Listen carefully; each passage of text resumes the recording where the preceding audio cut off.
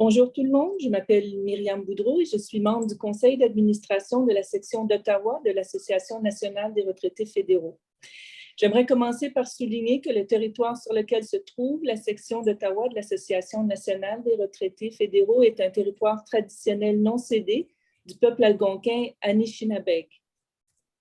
Je suis heureuse de vous accueillir au webinaire aujourd'hui intitulé au cœur du sujet « Atelier sur le deuil et le chagrin », présenté aujourd'hui par Mme Lise Beauchemin et Myriam Lavoie de l'organisme Compassion Ottawa.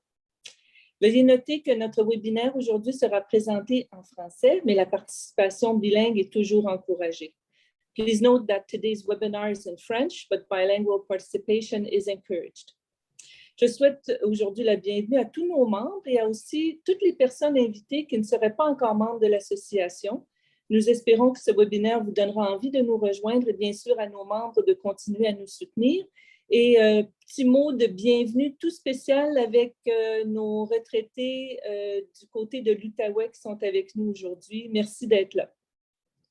Sur cette note, je voulais mentionner que notre méga campagne de recrutement se tient jusqu'au 31 décembre.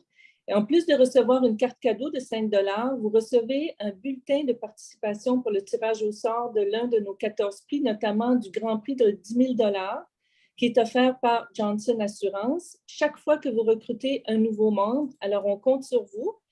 Pour en savoir plus, je vous invite à vous rendre sur le site web de l'Association nationale en cliquant sur le lien dans la boîte de discussion Zoom. N'oubliez pas non plus que vous pouvez toujours inviter des non-membres à s'inscrire à nos webinaires en tant qu'invités et à voir ce que l'association peut leur offrir.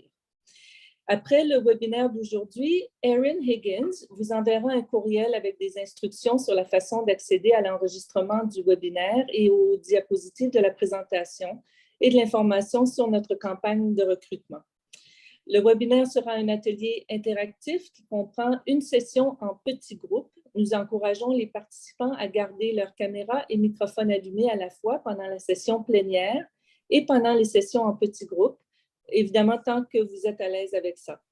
Seule la session plénière sera enregistrée et non pas les sessions que vous aurez en petits groupes. Il y aura une période de questions à la fin du webinaire. Pour poser des questions, veuillez utiliser la fonction Zoom « Levez la main » ou tapez vos questions dans la boîte de discussion et on se fera plaisir de les lire à haute voix pour que nos présentateurs y répondent. J'ai maintenant le privilège de vous présenter nos deux présentatrices de Compassion Ottawa, Lise Beauchemin et Myriam Lavoie. Lise Beauchemin est native de la ville d'Ottawa. Elle est une fière franco-ontarienne qui a travaillé dans le domaine de la petite enfance comme éducatrice, formatrice et bénévole pour la majorité de sa carrière. Lise est bénévole avec une maison de soins palliatifs et Compassion Ottawa. Myriam Lavoie a évolué en soins palliatifs depuis plus de 35 ans en tant qu'infirmière et gestionnaire des services bénévoles. Présentement, elle partage son expertise avec Compassion Ottawa. Et maintenant, la parole est à nos présentatrices. Merci beaucoup. Merci, Myriam. Merci, Myriam. Alors, d'une Myriam à l'autre, je vous souhaite la bienvenue à tout le monde et nous sommes bien contents de pouvoir vous jaser aujourd'hui. Et pour la présentation, je vais laisser la parole à Lise qui présentera Compassion Ottawa. Merci. Compassion Ottawa est un mouvement communautaire, un organisme à but non lucratif qui s'efforce de changer la façon dont les gens pensent au bien-être, au mourir, à la mort et au deuil, et à renforcer la capacité des gens à prendre soin les uns des autres en période de maladie grave et de perte. Nous croyons passionnément que chaque personne devrait avoir la possibilité de vivre dans la dignité et le bien-être jusqu'à la fin de sa vie. Alors, vous pouvez en apprendre davantage sur nos activités, nos initiatives de recherche en visitant notre site web www.compassionateottawa.ca et nous sommes fiers de dire que maintenant, le site web est disponible en français. Merci. C'est beau. Okay. Maintenant, ce sera le tour de Jenna, notre membre du personnel à Compassionate Ottawa, qui vous donnera un aperçu technique de l'atelier Zoom. À toi, Jenna.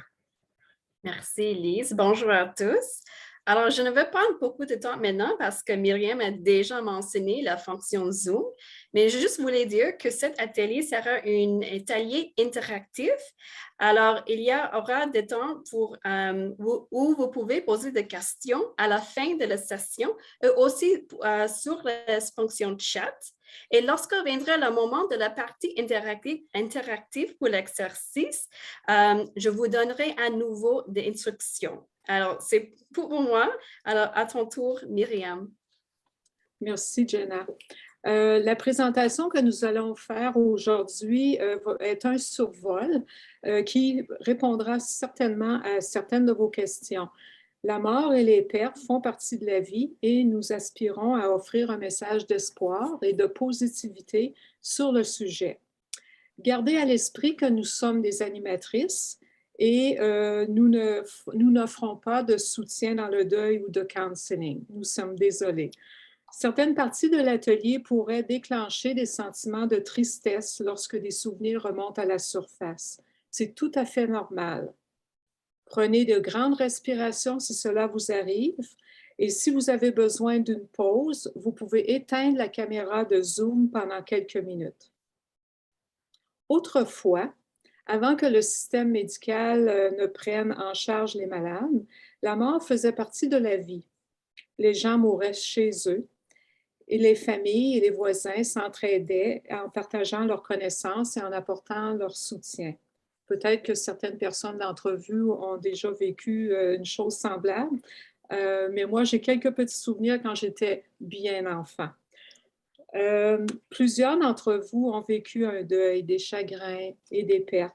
Ces expériences vous aideront dans votre propre deuil et aussi dans votre accompagnement avec les autres. Au cours de l'atelier, vous allez acquérir davantage de connaissances et d'outils dont vous avez besoin pour faire une différence dans la vie des gens. Pour bien réussir, vous devez vous rappeler que chaque situation est différente et chaque personne est unique. Alors aujourd'hui, nous avons 5 objectifs que nous voulons rencontrer en participant à cet atelier. Donc, de comprendre que le deuil est une partie normale de la vie et comment les gens y font face. Deuxièmement, comprendre la diversité et la complexité de l'expérience du deuil. Troisièmement, comprendre la théorie et les pratiques actuelles en matière de deuil, de perte et de chagrin. Comprendre comment soutenir les personnes endeuillées et prendre conscience qu'il existe des ressources en matière de deuil dans notre communauté. Et comme vous voyez sur cette diapositive, l'atelier se divise en 4 sections. Faire la lumière sur le deuil, un itinéraire sans GPS, tendre la main et on va terminer avec la période de questions. Donc, vous avez reçu des documents au préalable afin de vous aider à suivre pendant la formation si vous le désirez. Myriam. Merci.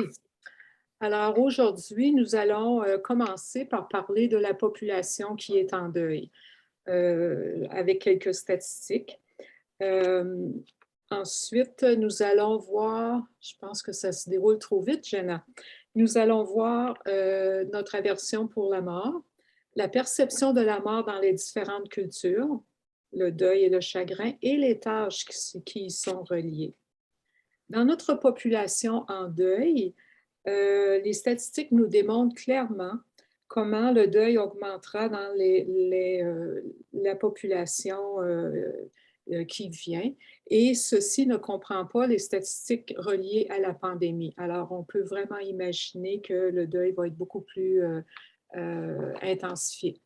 Au Canada, en 2016, il y avait plus de personnes âgées de 65 ans et plus que de moins de 16 ans. Donc, ça, c'est une indication que la population vieillit. En Ontario, l'an passé, on comptait 1,1 million de personnes de plus de 75 ans. En 1946, ce nombre atteindra presque 2,7 millions. Alors, c'est plus que le double.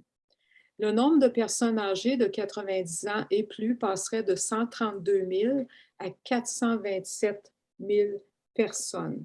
Alors, comme vous pouvez imaginer, le deuil sera de plus en plus grand.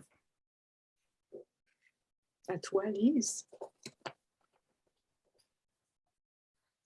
Comme vous voyez à l'écran, il y a 2 questions. On ne répondra pas à ces questions. Je veux vous en faire un résumé. Mais ce sont des questions que vous pouvez vous poser vous-même.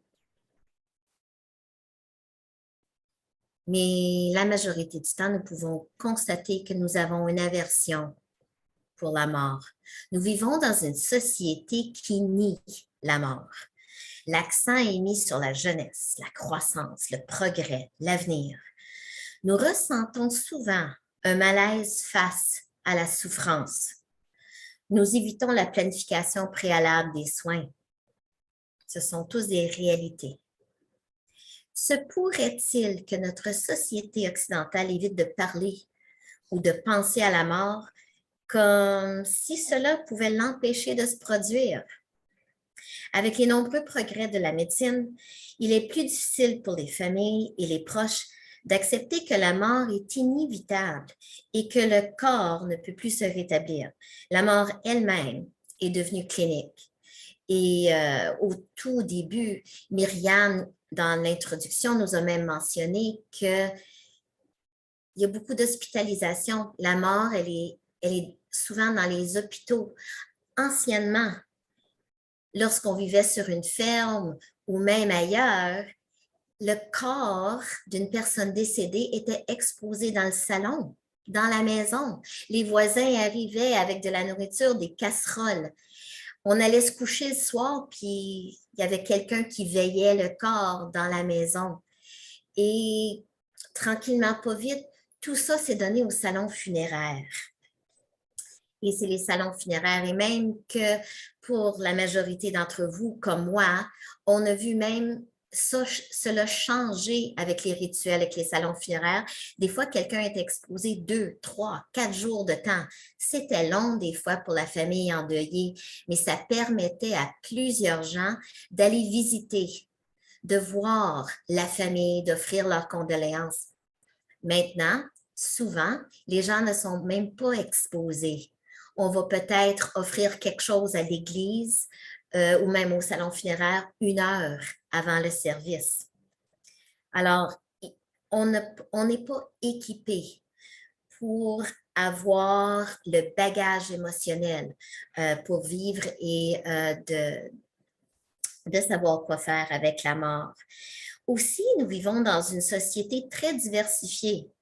Nous devons nous rappeler que de nombreuses personnes, en raison de leur culture, leur classe sociale ou bien même leur personnalité, n'expriment pas ouvertement leurs émotions. Elles peuvent avoir des tabous sur le mourir et sur la mort. Il est essentiel d'être ouvert, de ne pas porter de jugement et de comprendre quelque chose au sujet des croyances et des pratiques. J'ai travaillé en soins palliatifs pédiatriques. Plusieurs gens ont dit « Oh, ça ne va pas être facile ». Non, ce n'est pas facile, mais c'est une réalité. Et ce que j'ai appris personnellement avec la majorité de ces familles-là que j'ai côtoyées, c'était de poser des questions, de savoir comment ils voulaient faire, quelle était leur croyance, leur croyance, mais leur religion, mais aussi du point de vue culturel, qu'est-ce qu'ils acceptaient. Alors, nous allons aller à la prochaine diapositive, notre perception de la mort dans différentes cultures. Alors, les cultures varient dans leur façon de conceptualiser la mort et ce qui se passe lorsqu'une personne décède. Dans certaines cultures, la mort est conçue comme impliquant différentes conditions, notamment le sommeil, la maladie et le fait d'atteindre un certain âge. Dans d'autres cultures, on dit que la mort ne survient que lorsqu'il y a une cessation totale de la vie. De même, certaines traditions culturelles considèrent la mort comme une transition vers d'autres formes d'existence. Ces conceptions influencent les modes de vie, la peur de la mort, les expressions de chagrin et du deuil et les rituels funéraires. Je veux juste vous partager une petite histoire. Et oui, comme je vous ai mentionné, j'ai travaillé dans les soins palliatifs pédiatriques. Étant de foi chrétienne, catholique, je ne connaissais pas les traditions des familles musulmanes. Et il y avait une famille musulmane avec un petit bébé qui est décédé.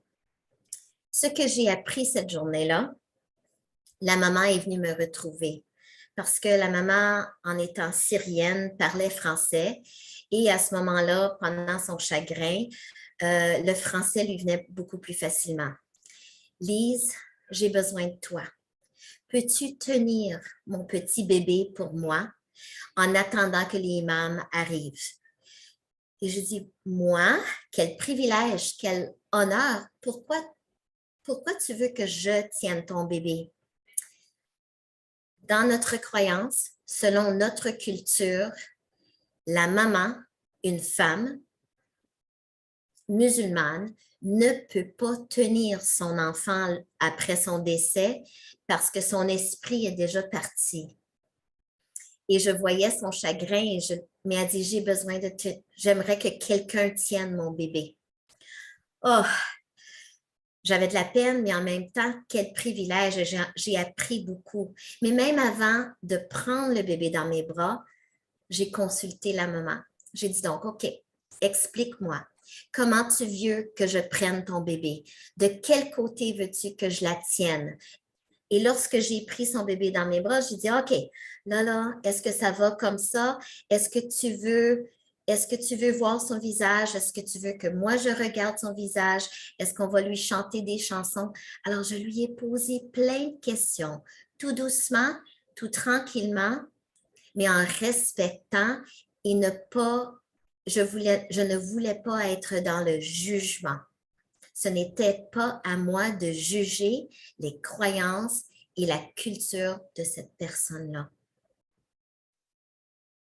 Donc, en conclusion, pour les différentes traditions, les différentes cultures, si je peux vous laisser quelque chose, c'est de poser des questions, demander, rester ouvert et de réaliser qu'on ne fonctionne pas tous de la même façon.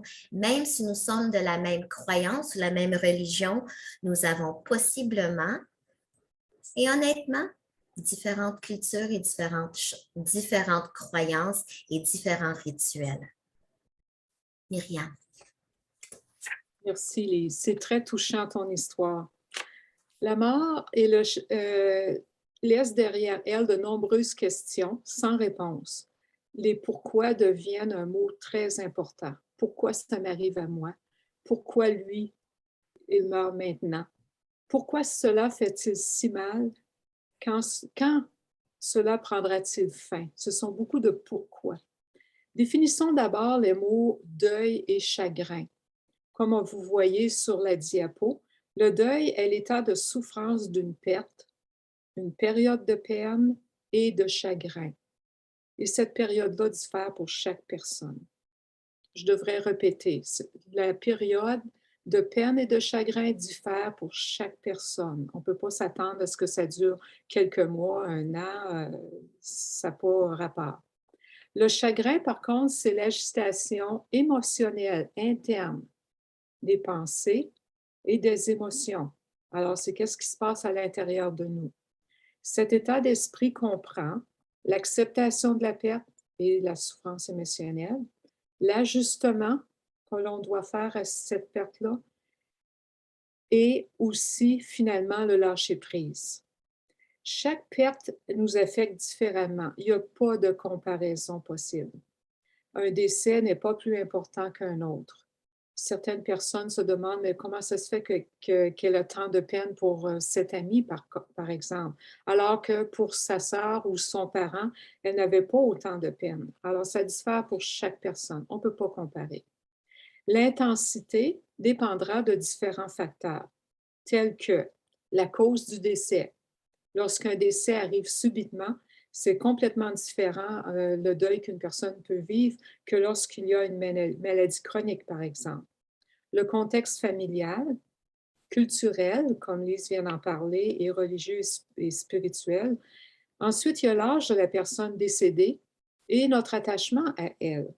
On réagit différemment lorsqu'un enfant décède qu'une personne qui a maintenant 96 ans et qui est très souffrante. Et il y a notre attachement aussi à cette personne. Alors, si on était très, très près de la personne, bien, le deuil va être un peu plus douloureux, le chagrin peut être plus profond. Il y a les funérailles, les rituels et dans certains cas, l'absence de corps.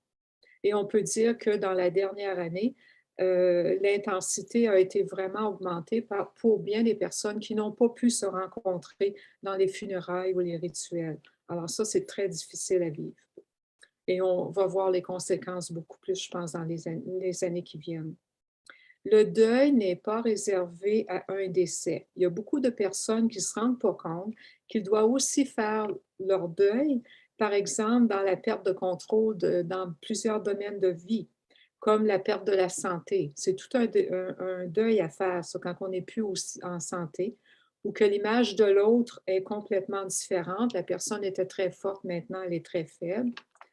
La perte de liberté, telle que nos activités et les sorties régulières.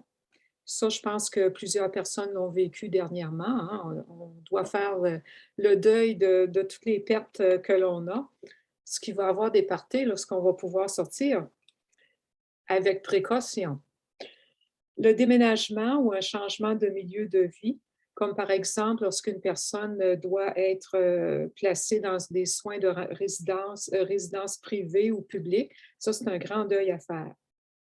Il y a aussi le changement des relations et des rôles qui peuvent arriver, soit par exemple les pertes cognitives dues à la démence et autres maladies. Une séparation, un divorce, c'est aussi un grand deuil à faire.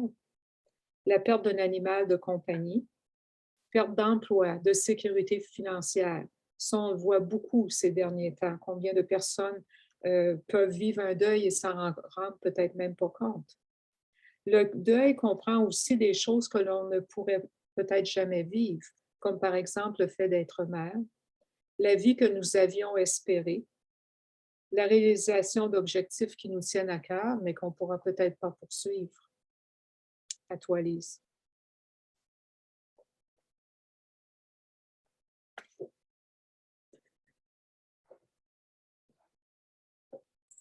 Ce serait important que je mets mon micro. Merci.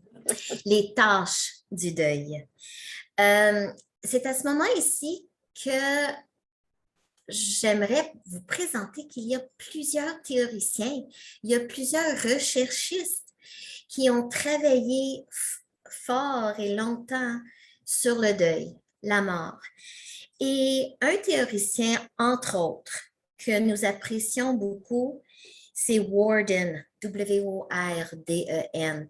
Et dans les documents que vous avez reçus, vous allez voir que nous avons plusieurs différents théoriciens et entre autres, nous avons partagé la liste des tâches du deuil que Worden nous explique.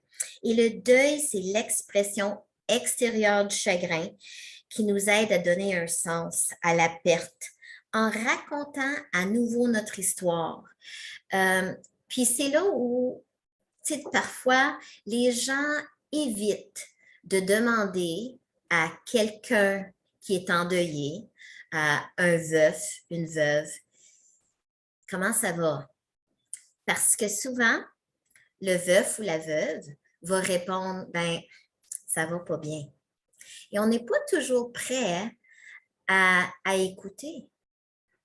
Mais c'est très important de laisser la personne endeuillée pouvoir parler, de partager, de pouvoir parler de son être cher qui est décédé. Lorsqu'on demande à quelqu'un d'endeuillé, qu'est-ce que tu apprécies des gens quand ils viennent te parler? Et les gens vont souvent dire, c'est lorsqu'ils vont mentionner le nom de mon être cher qui est parti. Quand quelqu'un va dire, « Ah, on est le 10 novembre aujourd'hui, c'est la fête à Peter, n'est-ce pas? » Ah, et la personne endeuillée va dire, « Oui, c'est la fête à Peter aujourd'hui, tu t'en es souvenu. Merci beaucoup. » Parce que pour la personne endeuillée, cet être cher-là est toujours dans leur vie et dans leur mémoire. Mais il y a des tâches. Il n'y a pas des étapes à suivre comme telles. Okay? C'est très important à réaliser que ce n'est pas une liste que, OK, j'ai fait ça, je peux passer à la prochaine étape. Mais les tâches du deuil, il y en a 4. Alors, il y a accepter la réalité de la perte. Accepter, ça c'est un mot qui est très difficile et c'est un geste, un comportement qui peut être assez difficile. Mais le deuil est un processus naturel et important que notre corps et notre esprit doivent passer. Okay?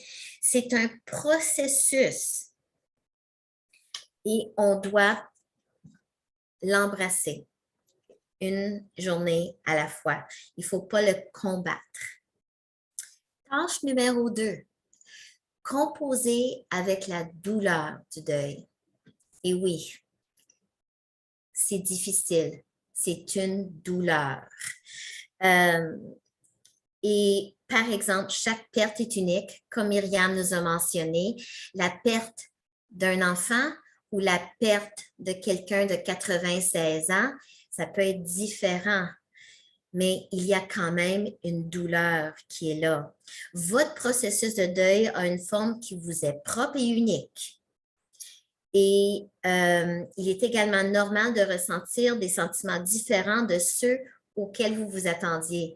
Et souvent, la personne endeuillée va dire « Hey, je ne m'attendais pas à cette réaction-là. Je ne m'attendais pas à ce que j'aie des pertes secondaires. Je ne réalisais pas que j'étais pour perdre certaines relations. Alors, après le décès de mon conjoint, je n'avais pas réalisé que je ne verrais peut-être plus certains de ses amis à lui parce que là, il ne m'appelle plus. C'était des amis à mon conjoint. Mais là, je perds ça.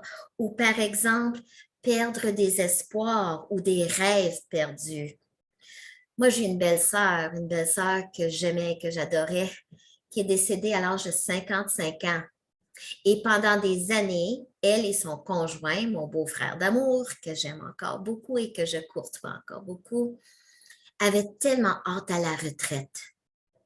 Et encore aujourd'hui, après qu'elle est décédée il y a plus de 10 ans, mon beau-frère me dit « Lise, attends pas à la retraite parce que j'ai tout perdu ça.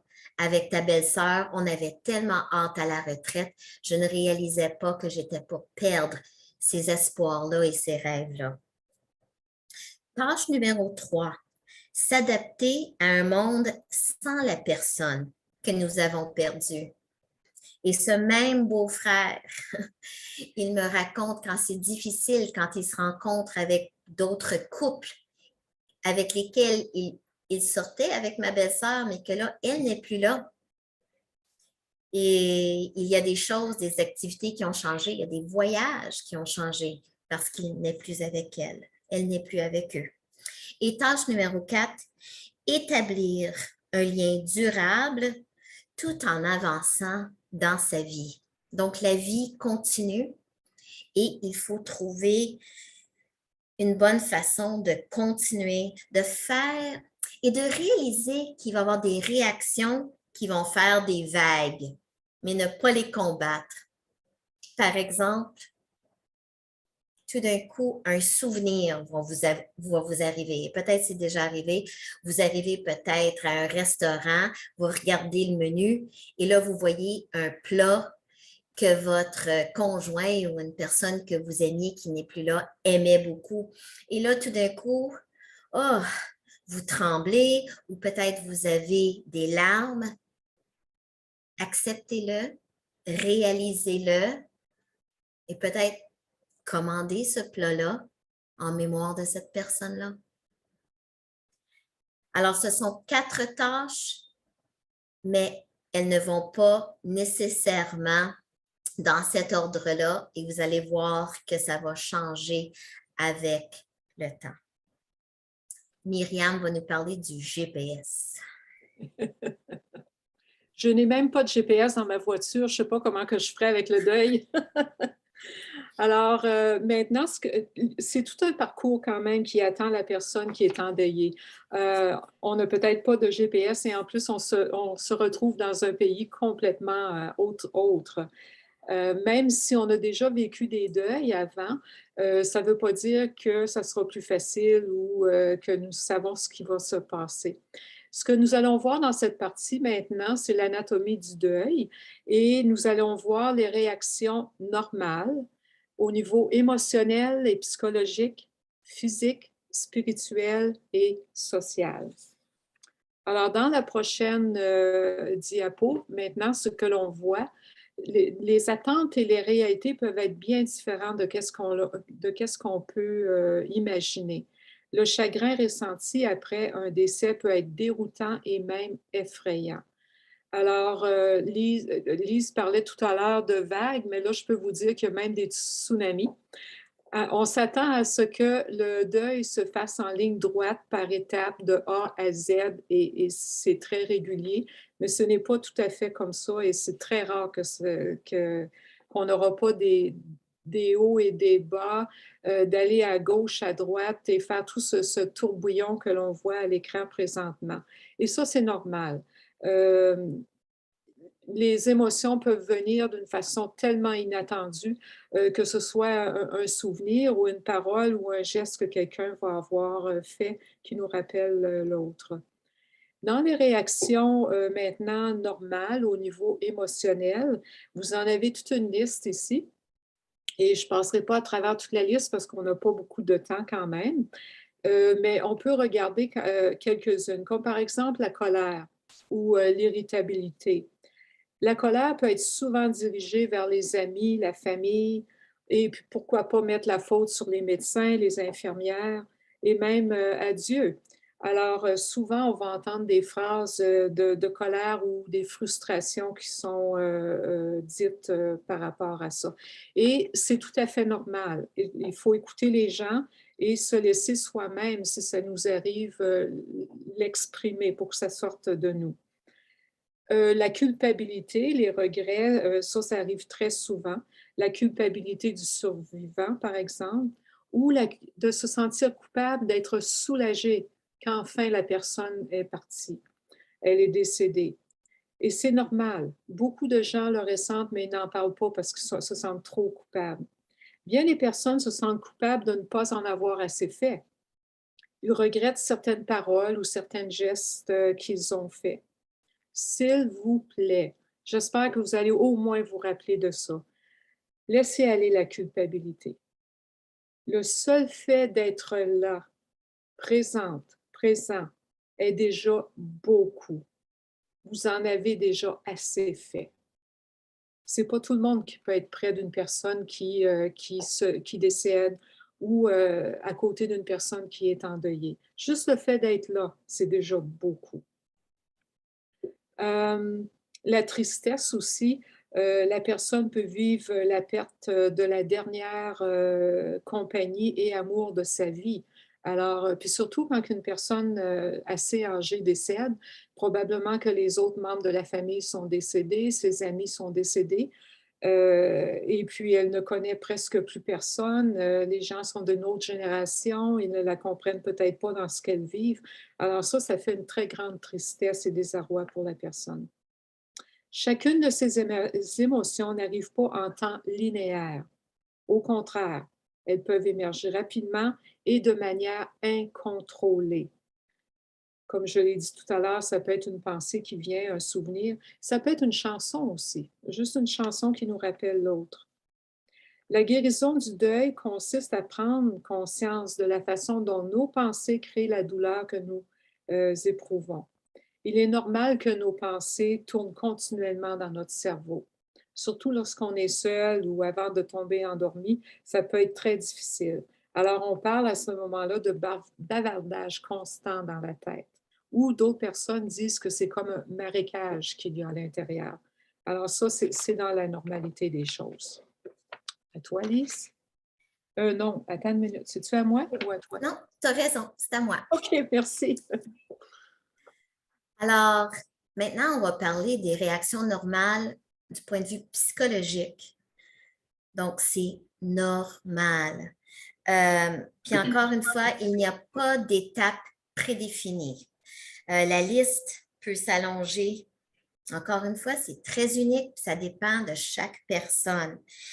Mais c'est normal de vivre un choc ou être en déni. Alors, c'est une façon très normale, une façon dont la nature nous protège de toute réalité. C'est ce qu'on appelle un amortisseur psychologique, d'être dans le déni. La personne n'est pas partie. Non, elle va revenir demain. Parfois, ça prend du temps avant de vraiment réaliser qu'elle ne reviendra pas. Ce qui est très normal aussi, c'est l'anxiété, la peur, la panique, l'inquiétude. Est-ce que je vais survivre à tout cela? Est-ce que je vais m'en sortir? Les questions financières. Combien de gens que j'ai entendu me dire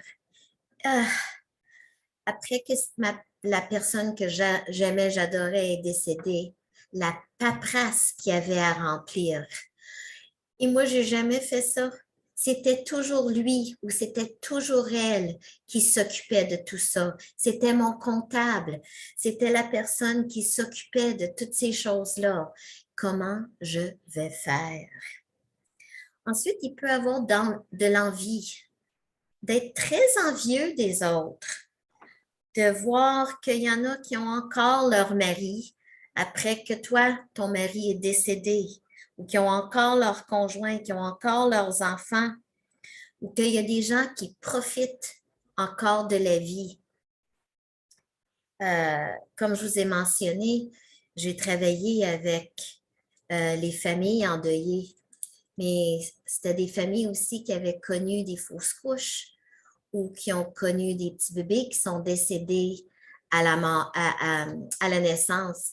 Et combien de ces mamans-là nous disaient « Je suis fâchée parce que je vois plein d'autres familles, je vois d'autres mamans enceintes partout où je vais. » Ou j'entends des gens dire « J'ai tombé enceinte, j'ai même pas... » Elle dit « Moi, mon bébé, il est mort et je le voulais tellement. » Donc, c'est normal lorsque nous sommes endeuillés d'être envieux des autres.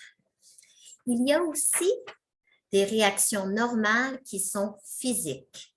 Alors, nous, sur cette diapositive, vous voyez la liste de réactions normales. Alors, il peut y avoir une perte ou un gain de poids, des maux de tête, de la fatigue, une perte d'énergie, peut-être des engourdissements, un estomac creux, de la difficulté à s'alimenter, un essoufflement, des étourdissements, une tension dans la poitrine, une faiblesse musculaire, une baisse ou une augmentation de pression. Donc, vous reconnaissez sûrement certaines de ces réactions. De plus, le système immunitaire est affaibli en raison d'un déséquilibre des hormones du stress. Alors, c'est prouvé cliniquement, médicalement, que les hormones du stress, ils sont en déséquilibre. Alors, cela peut entraîner une susceptibilité à des grippes, à des rhumes plus fréquents. Le syndrome du cœur brisé, c'est causé par une perturbation du pompage du sang vers un côté du cœur qui est aggravé par un essoufflement et des douleurs thoraciques. Alors, ce n'est pas un mythe urbain, c'est vrai. Mais ce phénomène est temporaire. S'il continue, il faut consulter un médecin. Mais le syndrome du cœur brisé est vrai, il existe. Maintenant, Myriam va nous parler de spiritualité. Merci, Lise. Qu'est-ce que la spiritualité? Je pense que c'est important qu'on ait un aperçu de ce qu'il en est. La spiritualité, c'est l'ensemble de ce que l'on est et la façon dont on se connecte à ceux qui nous entourent, ceux et celles qui nous entourent. Il désigne le désir humain de trouver un sens, un but et une connexion à sa vie. C'est le désir aussi de s'épanouir dans ses relations et ses expériences de vie. Comme le dit si bien Viktor Frankl, qui a vécu, je suppose que vous connaissez son nom, qui avait vécu les camps de concentration dans la Deuxième Guerre mondiale, il dit qu'une personne n'est pas détruite par la souffrance. Elle est détruite par la souffrance dont elle ne peut trouver le sens. Et ça, c'est bien important de se le rappeler. Si vous voyez, vous accompagnez une personne ou même pour vous-même, vous souffrez beaucoup, vous trouvez que ce que vous vivez présentement n'a aucun sens, mais ça cause plus de souffrance. Et ça, moi, je l'ai vu beaucoup lorsque je travaillais dans les soins palliatifs. Moi, c'était avec les adultes, contrairement à Lise. Je ne sais pas comment tu faisais, Lise, avec les enfants. Moi, je n'aurais pas été capable. Et souvent, notre rôle, c'était d'aider les gens à trouver un sens à leur souffrance, mais aussi un sens à leur vie. Certaines personnes disent que ma vie a donné quoi finalement? Qu'est-ce que j'ai fait de bon? Et même, je me souviens d'une dame qui avait combien d'enfants? Une dizaine d'enfants, je pense 15 enfants au moins. Et elle disait que sa vie n'avait pas servi à grand-chose. Alors, j'ai eu un brin de difficulté à ne pas éclater de colère. J'ai gardé mon calme et tout ça et j'ai commencé à lui poser des questions. Combien d'enfants vous avez encore? Là, elle me dit ce qui en était. Parlez-moi de vos enfants. Alors, elle a commencé à parler de chacun et de chacune, comment ils avaient réussi dans la vie et aussi ce qu'elle avait pu, comment elle a pu les accompagner, etc. Puis, tranquillement, avec des petites questions et d'une très grande délicatesse, je lui ai fait comprendre que, Madame, vous aviez bien réussi avec vos enfants. Vous avez réussi votre vie dans cette partie-là. Mais j'étais aussi consciente, et ça, c'est important aussi de garder en tête, cette dame-là voulait parler aussi que ses rêves n'avaient pas été réalisés, ses rêves personnels. Alors là, à ce moment-là, on en a parlé un petit peu pour au moins trouver un sens à ce qu'elle vivait. Lorsqu'une personne que nous aimons décède, nous pourrions tout remettre en question. Les croyances peuvent changer radicalement en raison de la colère. Je parlais de la colère contre Dieu un peu plus tôt, ou de la confusion. Par exemple, certaines personnes vont dire « J'ai tout fait ce qu'il fallait faire et pourtant la mort est arrivée. » Pourquoi un Dieu aimant causerait la mort de l'être aimé? Ça, on l'entend assez souvent. Des personnes recherchent du réconfort et des réponses dans leur spiritualité. Par contre, d'autres personnes délaissent leur religion et leur foi. En agissant ainsi, elles tournent le dos à la source même de leur réconfort, ce qui est dommage. Maintenant, nous allons parler de la détresse spirituelle. Et voici quelques-uns des symptômes et comportements que l'on peut trouver. Dans les détresses spirituelles, on peut voir que ça revient beaucoup aussi au niveau psychologique et émotionnel. Donc, ça fait tout un mélange qu'on ne sait plus de quel côté on se tient. Alors, les êtres humains éprouvent une détresse spirituelle quelle que soit leur croyance. Alors, allez pas penser parce qu'une personne ne croit en rien, ce qui n'est pas vrai de toute façon, qu'elle n'a pas de détresse spirituelle. Pour beaucoup, la religion est l'expression de leur spiritualité. Ici, comme mentionnait tout à l'heure Lise par son bel exemple face à la maman là, qui ne pouvait pas toucher à son enfant, on ne sait jamais comment une personne, peu importe la religion, comment ils vont réagir. Et même lorsque nous sommes de la même religion, nous pouvons avoir des croyances différentes.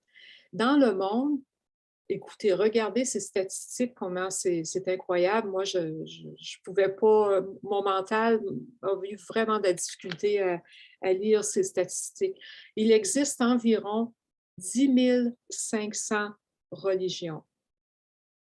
il y a 34 000 groupes chrétiens distants. Qu'on le veuille ou non, on ne peut pas tout connaître. En 2011, ça fait déjà 20 ans maintenant, au Canada, 67 personnes se disaient chrétiens et 24% se disaient non religieux. Alors, même si on est de même croyance, on est peut-être moins religieux, puis on peut avoir des croyances qui veulent dire autre chose pour différentes personnes. Alors, il ne faut pas prendre pour acquis. Si c'est approprié lorsque vous accompagnez une personne, tout comme Lise l'a fait avec le petit enfant, demandez-leur ce à quoi ils croient et comment vous pouvez connecter à leur croyance d'une façon ou d'une autre et comment s'y prendre pour les aider. Certaines personnes vont croire à Dieu, à Bouddha, à Allah, et puis on n'a peut-être aucune connaissance à ce niveau, ou on pense avoir certaines connaissances, mais les gens peuvent prendre des petites parties ici et là et former ce dont elles ont besoin pour le moment et dans le pays ou dans la culture où elles se retrouvent présentement. À ton tour, Lise. OK, maintenant, nous allons voir les facteurs sociaux et situationnels. Alors, pour plus d'informations sur ceci, vous avez un document intitulé « Le chagrin et le deuil ». Donc, vous allez pouvoir consulter ce document-là si cela peut vous aider. Alors, comme on a mentionné tantôt, la vie continue pour les autres. Mais pour vous, la personne endeuillée, c'est comme si elle s'était arrêtée. Certains membres de la famille et certains amis poursuivent leur vie et peuvent se demander pourquoi vous ne pouvez pas aller de l'avant. Donc, les recherches ont démontré que ça se divise en 3. Les amitiés se divisent en 3. Un tiers des amis, ils sont vraiment là pour vous. Un tiers vont s'avérer neutres en réponse à votre deuil, puis un tiers vont vraiment être carrément nuisibles. Donc, un tiers des personnes qui vous entourent vont être très aidantes puis réellement empathiques. Ce n'est pas donné à tout le monde d'avoir un quotient intellectuel, émotionnel, émotif. Pour certaines personnes, c'est inné, ils l'ont. Alors, ces personnes-là auront les désirs de vous comprendre et de comprendre vos pensées, vos sentiments uniques à l'égard de la mort. Ces personnes-là vont être prêtes à s'impliquer dans votre douleur et votre souffrance sans ressentir le besoin de vous taire ou de vous changer d'idée. Et ces personnes-là vont croire en votre capacité de guérison.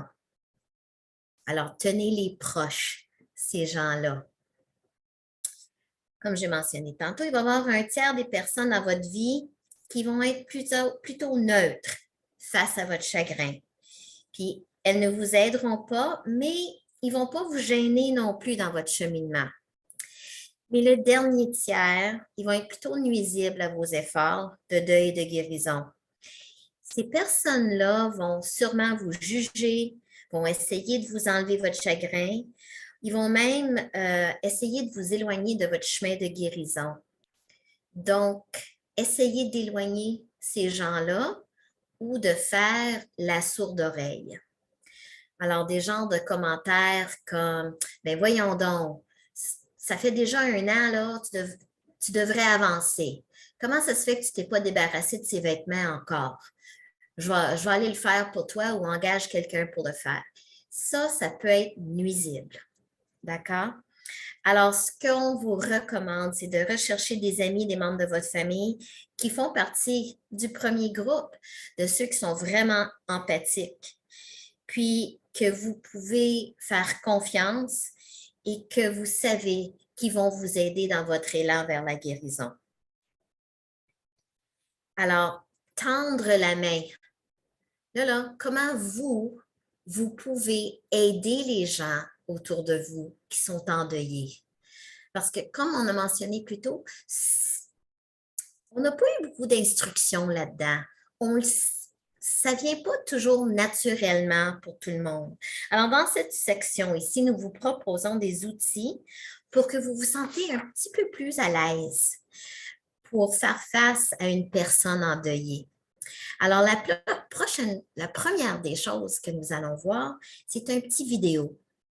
Et ce vidéo s'intitule, comme vous voyez, la sympathie ou l'empathie. Alors, la compassion est une empathie profonde accompagnée d'un désir de soulager la souffrance.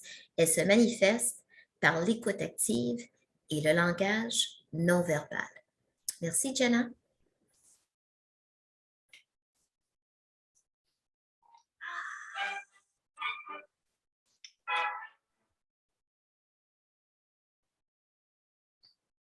So what is empathy, and why is it very different than sympathy? Empathy fuels connection. Sympathy drives disconnection. Empathy, it's very interesting. Teresa Wiseman is a nursing scholar who studied professions, very diverse professions where empathy is relevant, and came up with 4 qualities of empathy. Perspective taking, the ability to take the perspective of another person or recognize their perspective as their truth. Staying out of judgment, not easy when you enjoy it as much as most of us do. Recognizing emotion in other people and then communicating that. Empathy is feeling with people. And to me, I always think of empathy as this kind of sacred space when someone's kind of in a deep hole and they shout out from the bottom and they say, I'm stuck, it's dark, I'm overwhelmed. And then we look and we say, hey, climb down. I know what it's like down here, and you're not alone. Sympathy is, ooh, it's bad, no, you want a sandwich? Empathy is a choice, and it's a vulnerable choice, because in order to connect with you, I have to connect with something in myself that knows that feeling.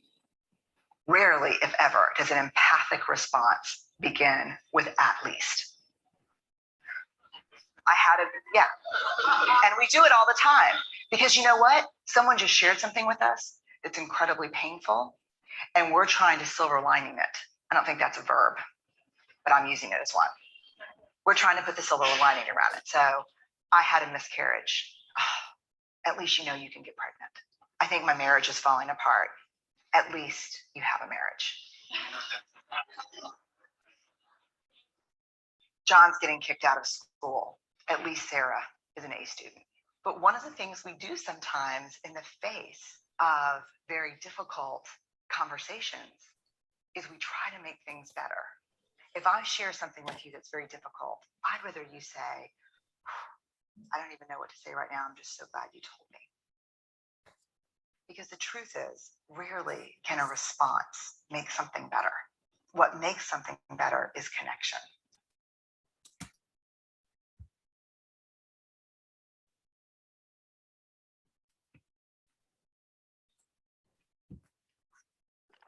C'est un bien beau vidéo, n'est-ce pas?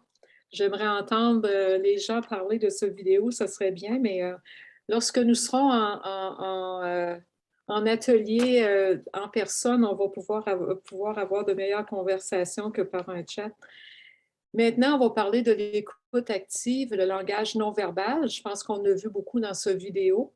La véritable écoute active, c'est le meilleur outil que vous pouvez utiliser lorsque vous accompagnez une personne.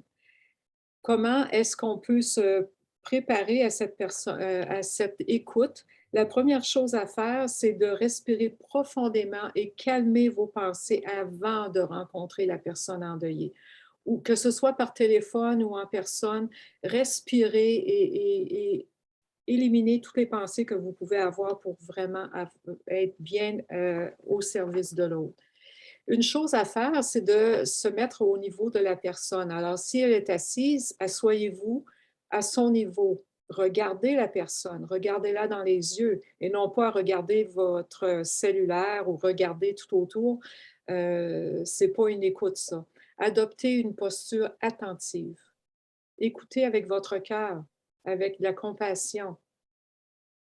La technique hibou, pour ça, notre image est ici. Elle nous dit d'observer attendre, écouter. Et dans les 3 mots, ce n'est pas écrit de parler. Alors, lorsque vous prenez le temps d'observer le non-verbal en silence, que vous lui donnez le temps de penser et de répondre, automatiquement, l'écoute vient naturellement.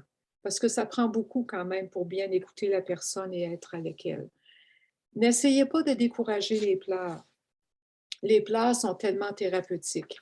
Ça fait du bien de juste laisser sortir les émotions, sinon elles restent à l'intérieur. Et surtout, n'allez pas penser à ce que vous allez dire pendant que la personne parle, parce qu'elle peut vous dire une phrase, mais la suivante, ce sera peut-être la racine même de son émotion dont elle veut vous parler. Et ce que vous aviez préparé à ce moment-là à dire n'aura peut-être même plus lieu ce sera plus relié à ce qu'elle dit. Et rappelez-vous aussi que votre rôle, ce n'est pas de réparer ou de soulager la personne, leur souffrance, c'est d'être à l'écoute. Maintenant que vous avez vu un beau vidéo et que vous connaissez ce qu'est l'écoute active, nous allons faire une petite pratique. Et dans cette activité en petit groupe, comment nous allons procéder? Jenna vous a déjà divisé en 2 groupes. Et voici. Une première personne, celle qui va parler, va raconter une histoire brève sur le deuil et vous partagez ce que vous voulez, ce que vous êtes prête à partager. La première personne partage son histoire pendant que l'autre écoute attentivement. Et ceci pendant 3 minutes. Inquiétez-vous pas, on va vous donner, on va vous dire quand le temps va être écoulé. Changez ensuite, après qu'on vous aura écrit « changer de rôle », l'animatrice va vous l'écrire à l'écran. La deuxième personne, celle qui écoute en silence, maintenant va partager son histoire de deuil, pendant que l'autre fait de l'écoute active. Et encore, 3 minutes. Quand ce sera terminé, on vous donnera un signal. Prenez 1 minute pour écrire de brèves notes sur ce que vous avez ressenti durant l'expérience, c'est-à-dire d'écouter et d'être écouté. Beaucoup de personnes, des fois, vont dire « Ah, mais c'était pas facile de ne rien dire ». Vous pouvez utiliser le non-verbal, naturellement. Vous pouvez dire « oui »,« juste être une écoute, mais vous ne coupez pas la personne et vous la laissez parler jusqu'au bout, jusqu'à ce qu'on vous donne le signal. Alors, je suppose que tout le monde est prêt. Et maintenant, commencez.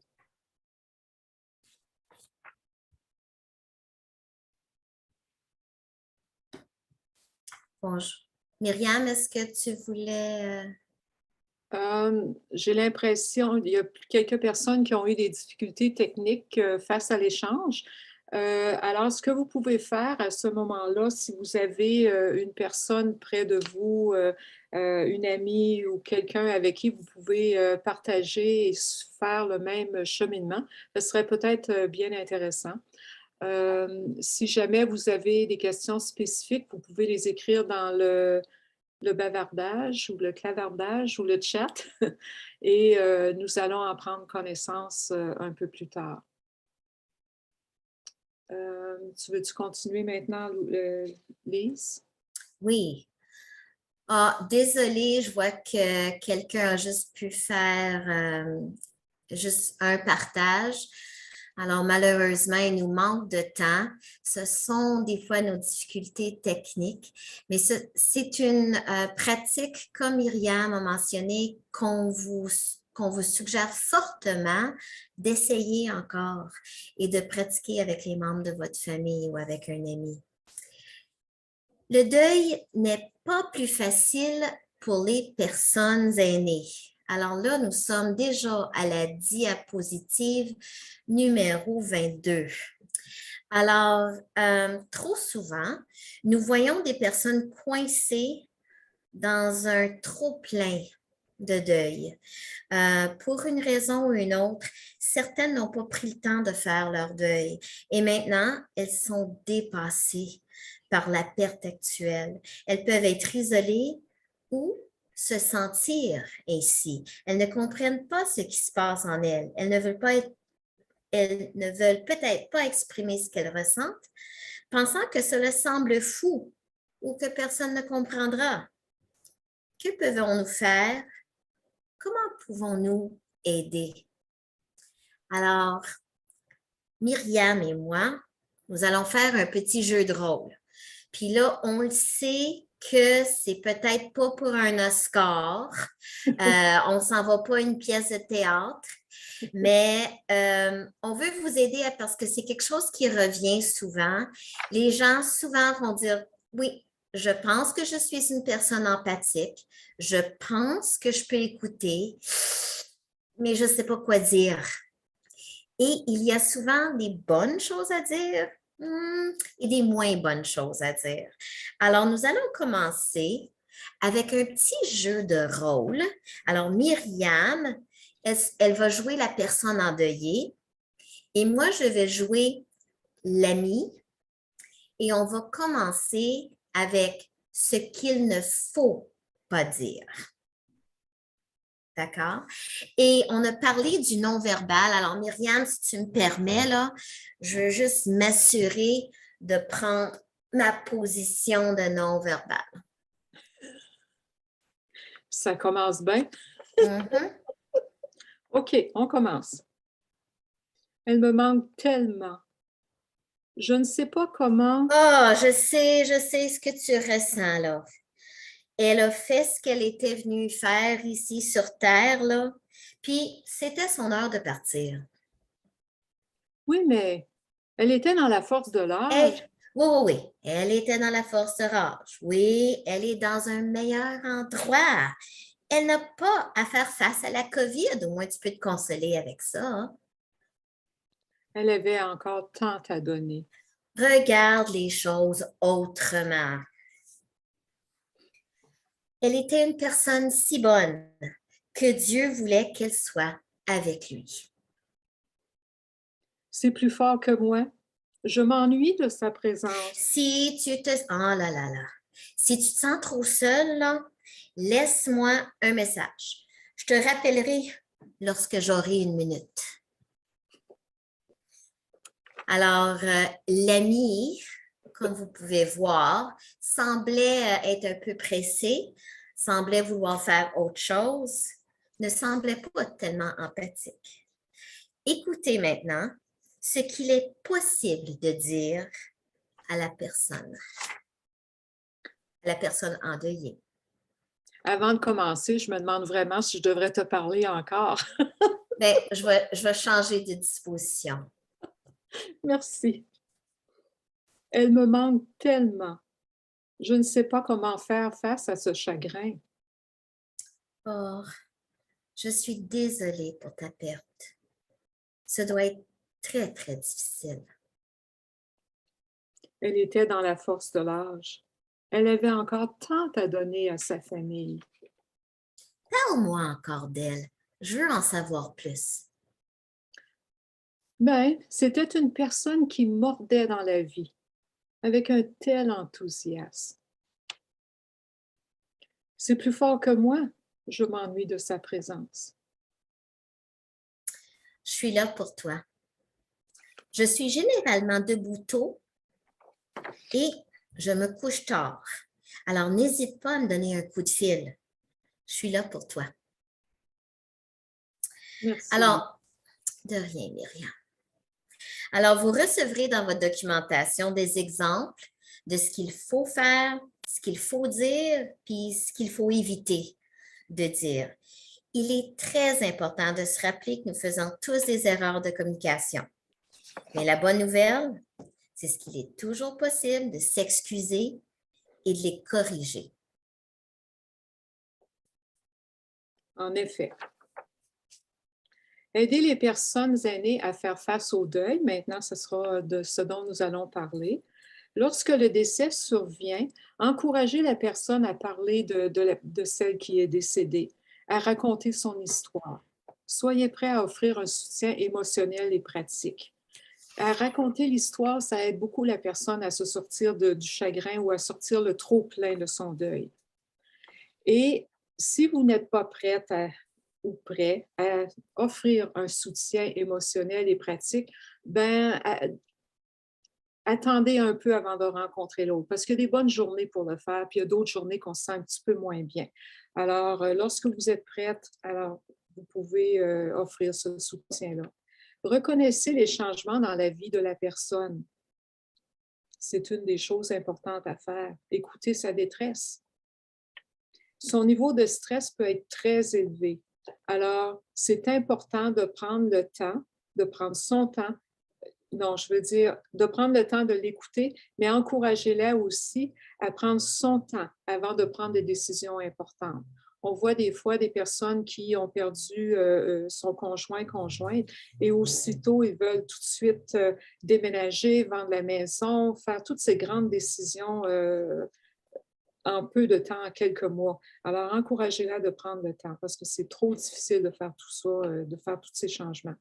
Rassurez-la que ses réactions sont normales et encouragez-la à s'exprimer. On a vu les réactions normales à tous les niveaux un peu plus tôt, alors reconnaissez ce qui est normal et dites-lui aussi. Encouragez-la à prendre soin d'elle-même, soit en rétablissant leur lien. Certaines personnes, parce qu'elles sont proches aidantes ou proches aidants, vont tout simplement laisser aller les amis, ne les rencontrent pas parce qu'ils n'ont plus le temps. Alors, encouragez-la de faire des contacts encore. À s'engager dans de nouvelles relations, des activités. Ça aussi, c'est important. Vous pouvez l'inviter à se joindre à vous pour certaines choses. Ce n'est que pour un café ou autre, ou bien dans des activités dans des centres communautaires, mais allez-y vraiment lentement avec elle. Et commencer aussi à l'encourager à commencer à faire des choix pour son avenir. Parce que d'une façon ou d'une autre, la personne va devoir continuer et il faudra qu'elle commence à un moment donné. A-t-elle besoin des ressources communautaires?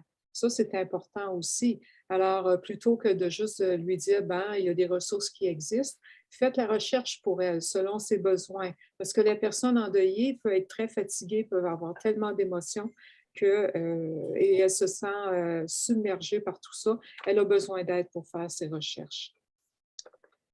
Aussi, il est important d'aider la personne à s'aider elle-même et non pas d'être complètement dépendante. Nous pouvons, par exemple, sensibiliser la personne à s'accepter telle qu'elle est, peu importe son état, de simplement s'accepter. C'est comme ça que c'est aujourd'hui, c'est correct. À prendre soin d'elle-même et à développer de l'autocompassion. Ça, on n'entend pas parler souvent parce que bien souvent, on nous éduque à prendre soin des autres et à s'oublier, mais c'est vraiment pas sain. Pour ce faire, nous devons commencer par écouter, écouter et écouter encore plus. C'est la meilleure chose que l'on puisse faire pour l'autre. Les gens qui sont écoutés et qui peuvent partager vont trouver leur propre réponse si on leur donne l'espace nécessaire pour s'exprimer. Parce que nos réponses, on les a à l'intérieur de nous. Dans l'acceptation, les groupes de soutien aux endeuillés peuvent être très bénéfiques si cela convient. Ce n'est pas tout le monde qui sont à l'aise dans des groupes de soutien. Par contre, si la personne est prête à s'ouvrir et à le faire, elle pourra rencontrer d'autres personnes qui vivent des émotions semblables. Ainsi, elle va se sentir vraiment comprise et possiblement créer de nouvelles amitiés. Pour prendre soin d'elle-même, suggérer une méditation, de la musique, des livres. Ça peut être une promenade dans la nature qui peut apporter de nombreux bienfaits. Et si elle n'a pas le goût de se promener seule dans la nature, demandez-lui de vous accompagner. Ça peut être très bénéfique aussi. Les possibilités de s'aider soi-même sont quasi infinies. C'est aussi varié qu'il y a de personnes. Alors, quand on connaît la personne et ses besoins, bien là, à ce moment-là, on peut vraiment mieux la guider à l'intérieur de son deuil. À toi, Lise.